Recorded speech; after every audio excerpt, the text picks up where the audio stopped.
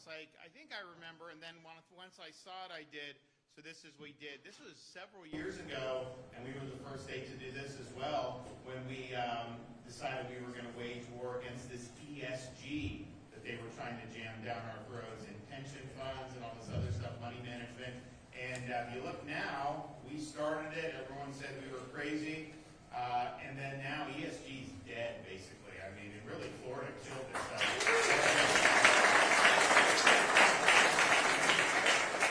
So I'm joined here by our Surgeon General, Dr. Joseph Ladapo, top Surgeon General in the country. I've got Ryan Wilson and his mom, Cassie Wilson, who are going to have some things to say about the subject matter today. And then we have our First Lady, my wife, Casey.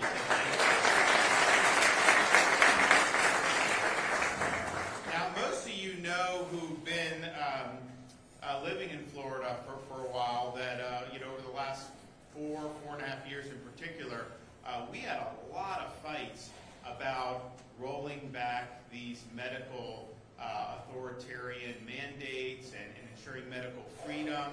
There was all kinds of debates. I mean, I remember when I said you should not force kids to wear masks in school. And so some people thought that was like how could you say that? Well, because it's true, right?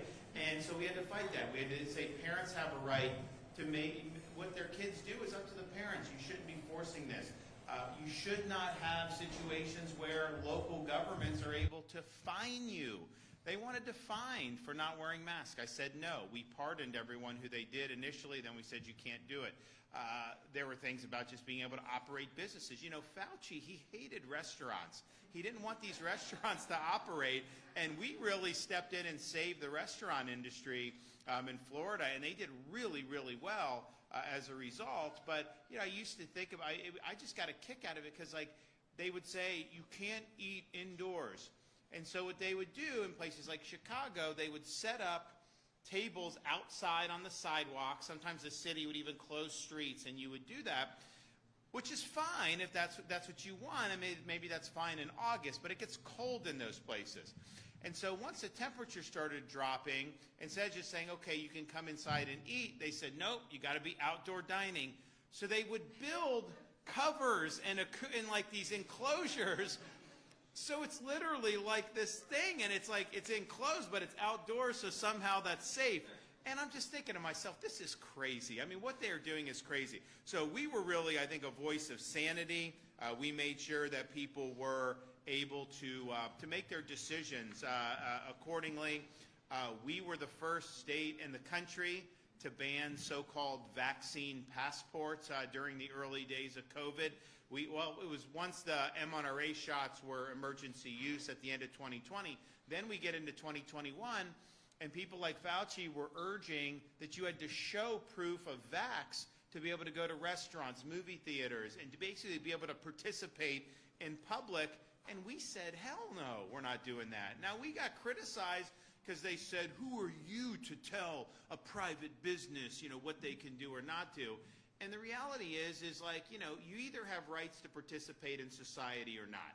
And are we going to let corporate America do the bidding of Fauci, which is not necessarily enacted by Congress, but they're basically doing what CDC and these agencies were telling them to do? No, we're going to support your individual right to make these own decisions. So we were able to do that. We also made sure that they could not do COVID shot mandates for the schools. Of course, we said you can't mandate masks.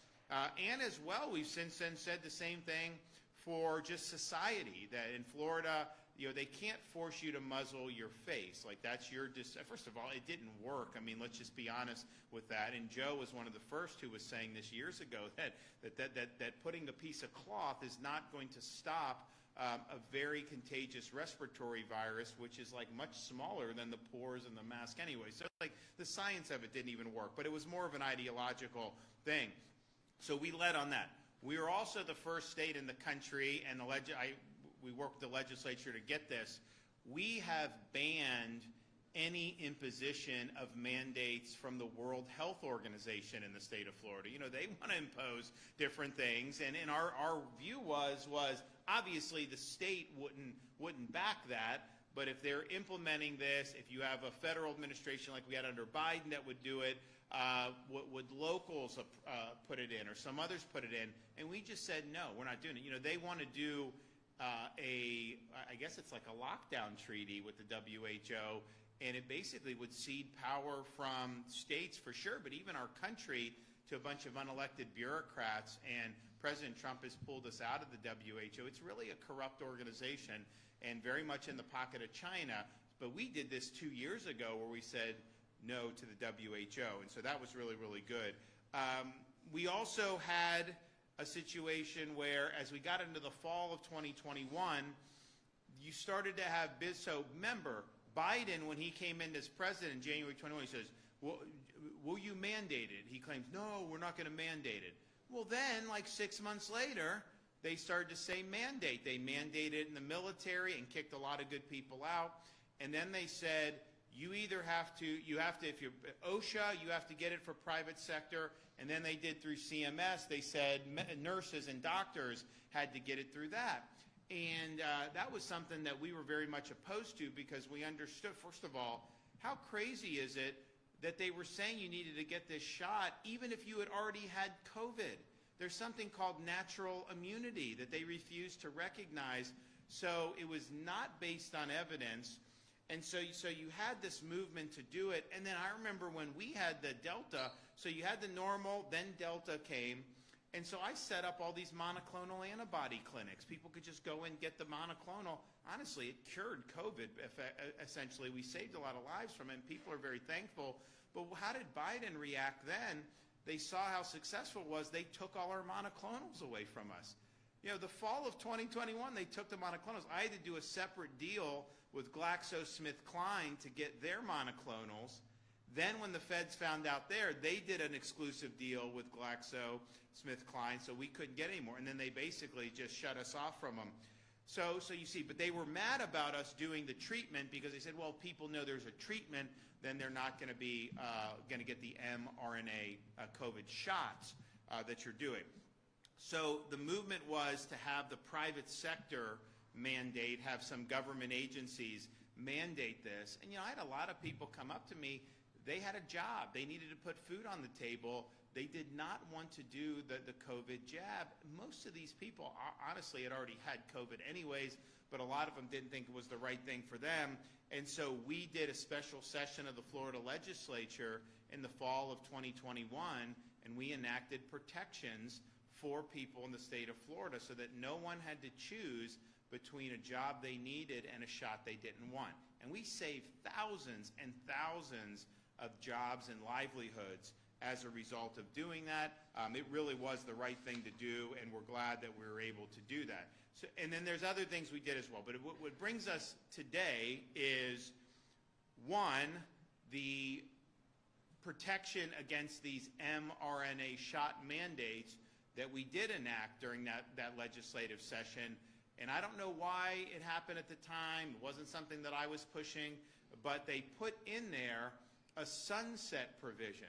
And so in June, the protections that you have against these mRNA mandates, being a Floridian, those protections will expire unless the legislature acts to make them permanent. So I'm here as governor endorsing making these protections permanent. You should not be forced to take an mRNA shot against your will. And that should be the right of every Floridian.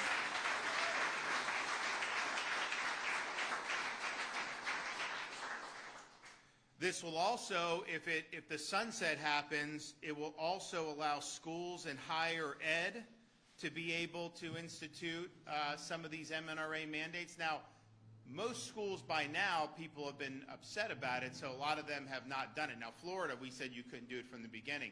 Most schools were doing it back in 2021.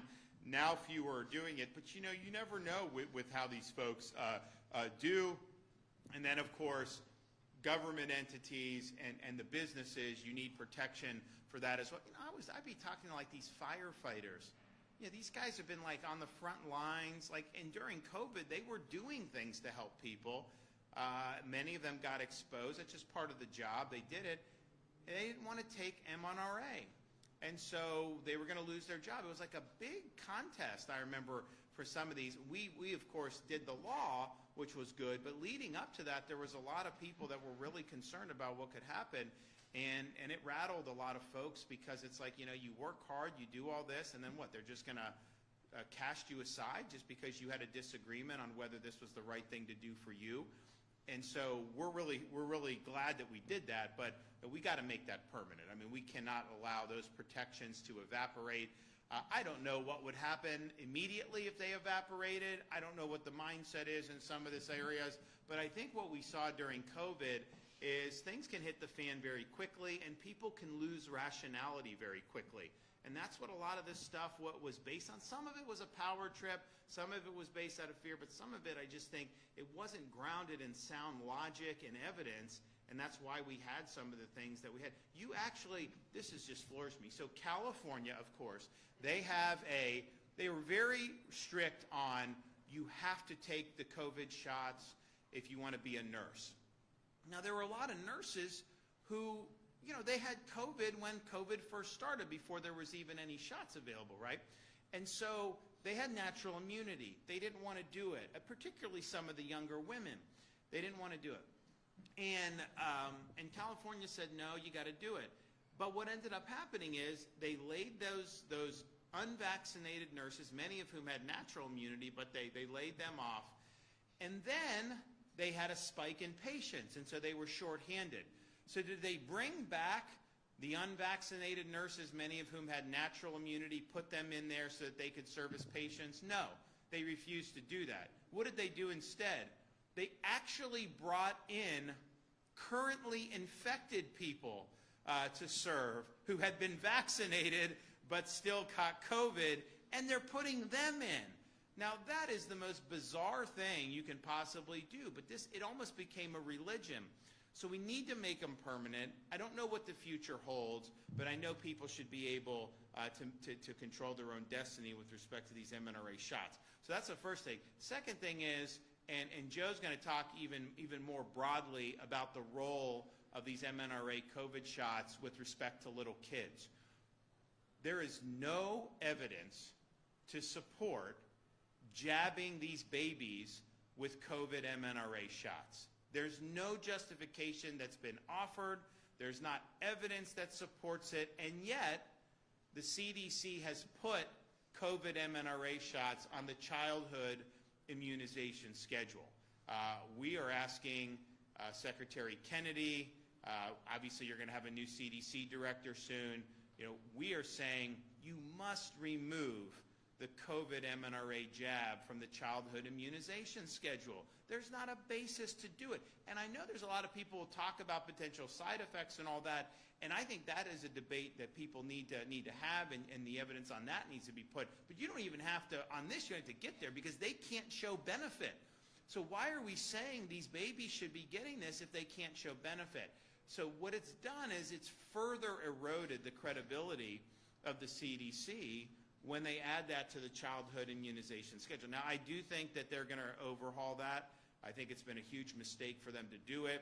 And, these parents, like, they're told you do it, but most parents, certainly in Florida, are not doing mRNA shots for their newborns or for their young kids. I mean, it is a pretty strong minority that are doing it, but it's still being pushed. And when the CDC does it, the way our medical establishment operates, then people just parrot it, and they say, you got to do it, you got to do it. I think we've seen over the last 5 years, the emperor really has no clothes. I mean, they're operating in many instances with really a lack of data, or even contrary to data, and instead trying to pursue a narrative. Now, I know they're going to clean that up under the Trump administration, but we need to get moving here with this. This is an easy layup to start, and I know Joe we're the only state, are we still the only state that says that our recommendation to parents is not to do the mRNA shot for the kids? I think we are. Yeah, so I think we're the only one. Maybe another or two have done it, but Joe came out very early on this and said that. He was attacked for it, but if you look at the data is what it is, and he wants parents to have that. But I think there's a debate about just the viability of those even being available. I know Joe's going to talk about that. The other thing we want to do in working with the legislature is to add vaccination status protections to our patients' Bill of Rights. It is unfortunate that in this country, we don't think in Florida, but it has happened in this country where people have been denied transplants because they did not have a COVID mRNA shot and booster. Now, how sick is that? Somebody needs a kidney, you're not going to let them have it because they didn't do an mRNA shot, which, by the way, doesn't even work, really. I mean, maybe it works for 3 months, and then the efficacy just goes in the toilet after you do all these booster shots, and yet people are being discriminated against because of that. Now, we don't think that that's necessarily going to Florida, but we want to make it very clear that you don't do that. So also, you'll have pediatricians, they won't accept your kid unless you do all these shots, including the COVID shot. So think about that as a parent. You know, you want to be able to have somebody to look at your kid, to do the checkups, and then they're saying you have to do this because CDC says, but then you know there's no evidence to say that that should happen, and so you don't want to do it, but then all of a sudden, okay, well then you can't go continue on seeing this physician. That's discrimination, and that's wrong. So we don't want Floridians to be kicked out of a doctor's office, denied treatment, or anything because they have made this decision on whether or not to take this vaccine or that vaccine, especially given the role that natural immunity plays. I mean, even people that were supportive of mRNA shots back in the day, if they had already had COVID, there were a lot of people that said, hey, if I didn't have COVID, maybe I would take it, but I've had it. And I have natural protection now, and that's been true of every respiratory illness. I mean, in human history, don't you get sometimes? I mean, there may be some examples, but it's like this is not like cutting edge thing to say that you gain protection by doing that. So we want to update Florida statutes so that we're able to prohibit both providers and facilities from discriminating against patients based on vaccination status. And there is this story from Indiana, denied a spot on the heart transplant list because she did not get the COVID mRNA shot and she didn't get the flu shot. That's a whole nother thing, this flu shot. I mean, you know, how effective that is. I mean, it's just when I was in the military, they forced us to get the flu shot. Now, I was not necessarily somebody that had studied this like I've studied it now. You know, by the time I was long out of the military, but I was governor, obviously, when COVID happened. You know, if I had been active duty and they wanted to do the COVID mRNA, you know, what would I have done for that? And I don't know what the answer is, but I know they used to jab you with this flu shot every year, and you just go get it. You got to get your flu shot. You got to get your flu shot. You know, maybe Joe will speak on that, but I mean, doesn't exactly have a stellar record either with efficacy. And the question is, okay, well, why is this stuff being pushed on the society? Well, because people make money off of it. I mean, that's why it's being pushed. I think we all know that. Now, RFK Jr., he really wants to break up this unholy alliance between the regulators, the bureaucrats, and particularly the pharmaceutical industry. And I think it's tough, but I think he has the mindset to do it. But it needs to be done because so much of what is happening really flows from a lot of these financial incentives. We're concerned, and maybe Joe will talk about how physicians are compensated by pharmaceutical companies, and so they're pushing like a vax or a treatment or something, and then what's the financial ties kind of behind that. And this stuff has grown up a lot over the decades, really, but certainly in the last 10, 20 years, it's been a big, big problem. So to me, this is a no-brainer to say, you know, if someone needs a heart transplant, you know, how callous of it to say, well, you didn't get a flu shot, so we're not going to give you an opportunity to save somebody's life. It just shows the priorities are just so skewed. So I'm hoping that we're going to be able to do this, get these protections into law. It's really important for a lot of Floridians. Ultimately, we believe that some of the advice that's come down has been suspect, to say the least, and you certainly should have the ability to make a different decision than what the medical establishment is telling you must do. So let's get to work on that. I look forward to doing it, and we're going to hear from some other folks. We're going to start with Dr. Ladapo. Then, after we hear from Dr. Ladapo, we're going to hear from the Wilsons, Ryan, and Cassie. So, Joe, come on up.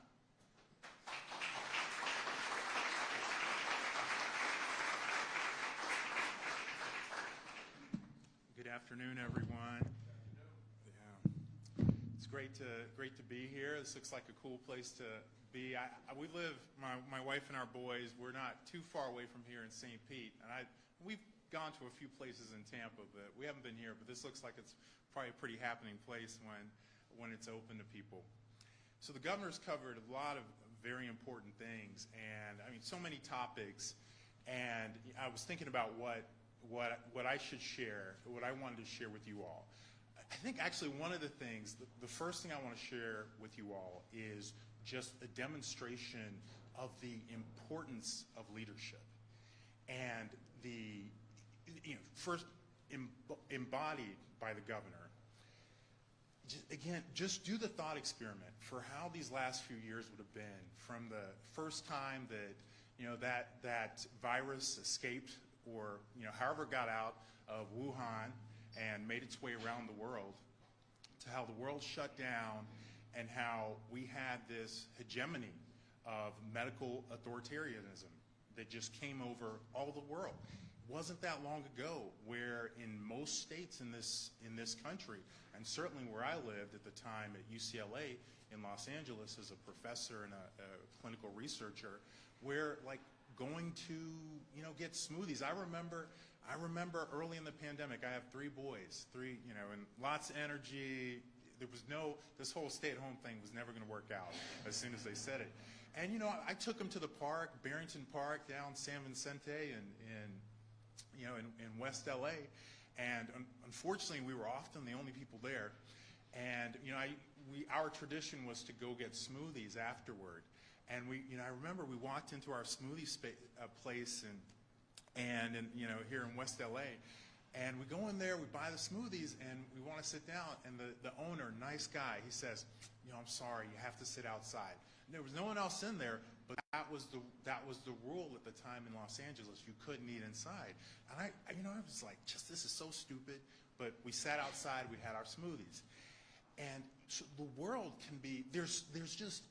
There is so much suffering that happens in this world because of bad leadership, because people aren't courageous enough to do the right thing. The consequence of that is suffering, and there's so much of it. I see here one of your commissioners who actually led an effort here in Tampa to actually get the extra fluoride out of your water here in Tampa, and it was a close vote.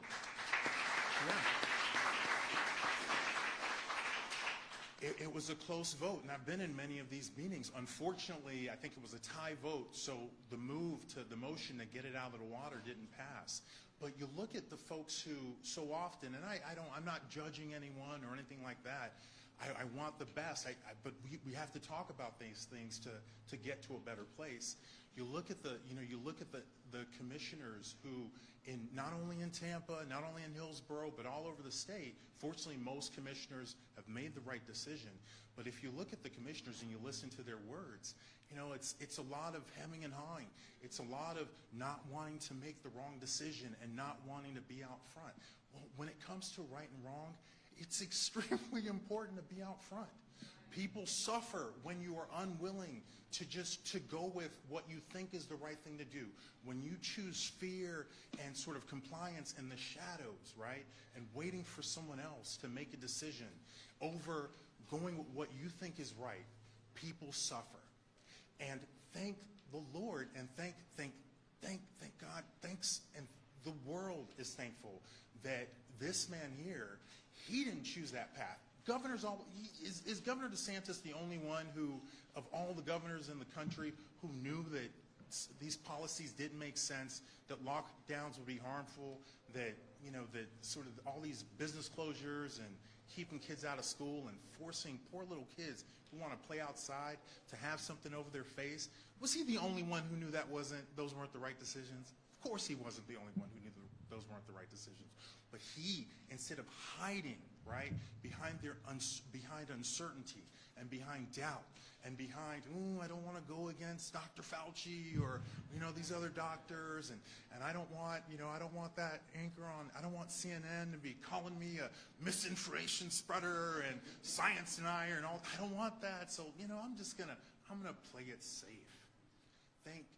thank the Lord, thank God that we had one governor in this country who said, right?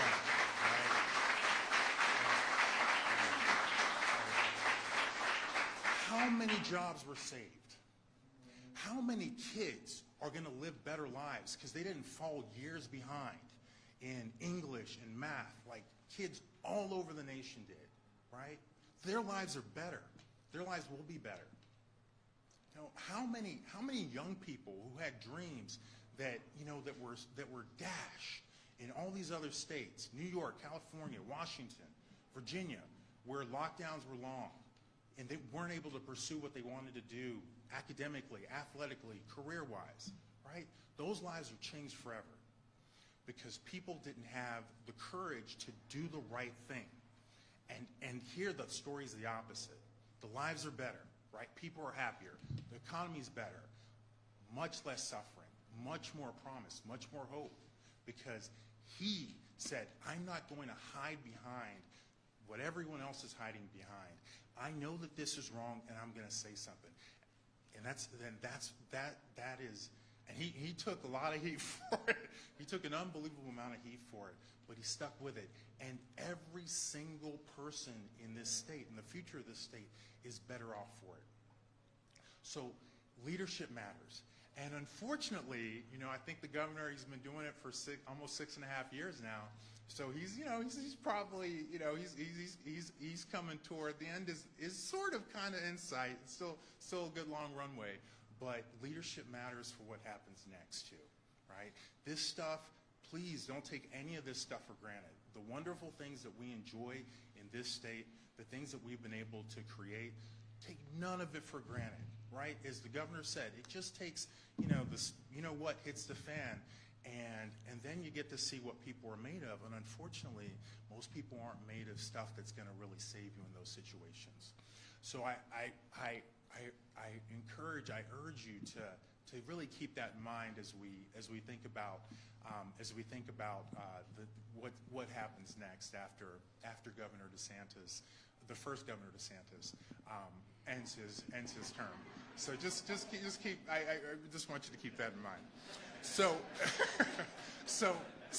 we were talking about, so one of the things that, again, just in the same stream of thought with stuff hitting the fan, I mean, I was reading this article, we have these measles cases in Texas. We actually have a case now in Florida, and there may be more of them.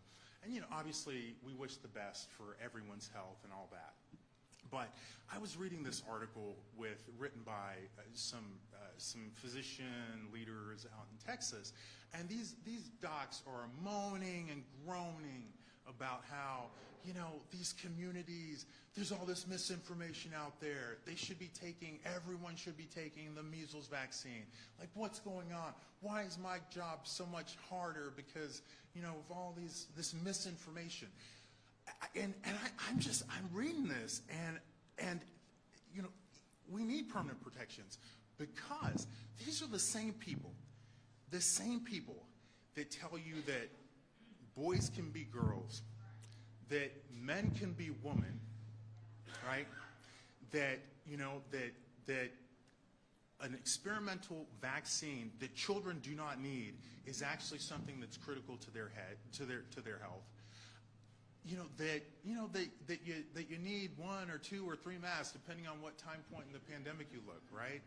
I mean, these are the same people, right, that have been for all these past years, all these terrible lockdowns, that we would have been better off. I would bet my life we would have been better off if we had done nothing and just allowed people to do what they wanted in March of 2020 than all the nonsense that followed afterward. I have no doubt that we would have been better off as a nation.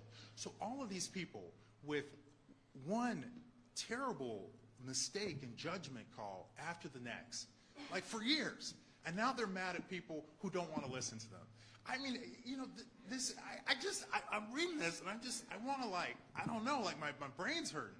So, this is why this stuff needs to be permanent, because when what hits the fan, we don't know what's coming. I mean, clearly, so many of my physician colleagues haven't learned a thing, right? They're still writing these articles. defending these like ridiculous positions and completely completely with amnesia about the ridiculous things that they've done all these past years. So it is important for these protections to be permanent. And then in terms of the kids, I'm grateful to the governor. I'm completely with him that the COVID-19 vaccines should be pulled off the child vaccine schedule. I mean, it's completely insane. Fortunately, 90%, 85, 90% of parents don't need me to tell them that. They've opted to not give them to their kids. But symbolically, it's just it's an insult. It's a slap in the face to every American for that to be on the schedule. And frankly, their authorization should be pulled. Like, they shouldn't even be given to any kid. There shouldn't even be that option to give it to any kid. Even in the clinical trials, part of this misinformation, all these lies have been provided that have been sold to Americans. If you look at the clinical trials, right, it's highest quality of evidence because they're randomized. That's the highest quality of evidence that we have. How many times did Dr. Fauci mention to you that if you looked at Pfizer and Moderna clinical trials of the COVID-19 vaccines, that the kids in the placebo groups who didn't get the COVID-19 vaccines were 3 times less likely to get bronchitis and pneumonia? So in other words, oh yeah, did they get less COVID? Yeah, sure, for the short time period of the trial. By the way, none of them got sick in these clinical trials, whether they got COVID or not.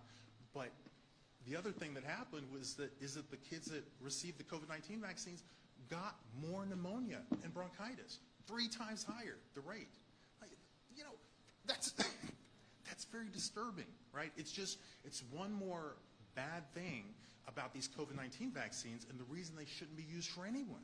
They really shouldn't be used for anyone. So my hope is that Secretary Kennedy actually works with his colleagues at the FDA to pull the authorization for the childhood COVID-19 vaccines. It's just, it should not, it is harming kids to give it to them, and it shouldn't happen.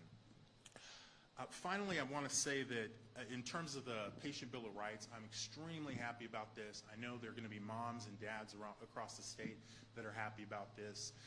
I will tell you, all of these pediatric practices that say, you know what, if you don't follow my vaccine schedule, don't bother calling. We don't want to see your kid. We don't want to talk about it. We don't want to have a conversation. So let me tell you, right, that as a physician, one of the things that is central, right, it's one of the things you learn to the practice of medicine is something called informed consent, okay? And it's a fundamental tenet of ethical practice of medicine. And we can look back at some of the horrible things that happened during World War II, for example, and these concentration camps and some of the horrific things that physicians did to poor Jewish people and other people in those concentration camps to see that medicine and healthcare has needed help in the past. So with informed consent, I cannot obtain your informed consent. You cannot give me your informed consent if I coerce you, right? If someone holds a gun to your head and tells you that, talks to you about a medication, whatever that medication is that they want you to take, you can't provide informed consent, right? There's a tremendous amount of coercion in that interaction, okay? And it is unethical. It's not like gray zone. It's unethical to provide a treatment without being able to do it in a setting of informed consent. So what these pediatricians are doing, and other types of physicians, but particularly the pediatricians, what they're doing when they have these policies, then they tell parents that if you do not take these vaccines that that are on the CD's schedule, I will not see you or your kid in my office. They have created a dynamic where it is impossible to obtain informed consent. It is impossible to practice ethical medicine because they are using coercion. It is unethical. I am super happy about this Patient Bill of Rights. Every Floridian deserves it. That use of coercion whether it's vaccines or whatever the hell, pardon me, or organ transplants, whatever it is, it has to stop. It is completely unethical. So anyway, thank you very much thanks for your attention, thanks for your time, thanks for your thoughtfulness about where we're going next as a state, and let's keep Florida just a shining example for the country of how good things can go when leaders show courage.